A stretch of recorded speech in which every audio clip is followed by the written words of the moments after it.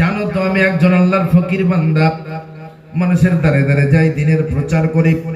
এই উত্তরবঙ্গের কোচবিহার এলাকায় মানুষের কাছে যে মানুষকে দিনের দাওয়াত দিই, মানুষ আমার ডাকে সাড়া দিয়ে আমার দিকে অগ্রসর হয়। কিন্তু জানো বন্ধু, এই এলাকার রাজা যিনি, রাজা কংস অথবা গণেশ, আমার উপরে জুলুম অত্যাচার শুরু করে দিয়েছে। বন্ধু, সাহায্য চেয়ে আপনার কাছে চিঠিতে বলল হলাম। ও মুসলমান ভাইরা, জনপুরের রাজা সুবিশাল বাহিনী নিয়ে রাজা কংসের বিরুদ্ধে লড়াই করবার জন্য আসে।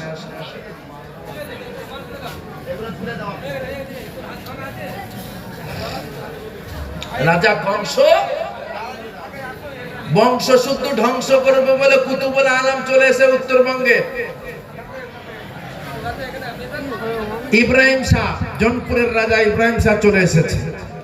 এখন ইব্রাহিম শাহর বাহিনী থেকে রাজা কংস তো প্যানে গোবরে হয়ে গিয়েছে, কাপড় চোপড় ভিজে যায় অবস্থা।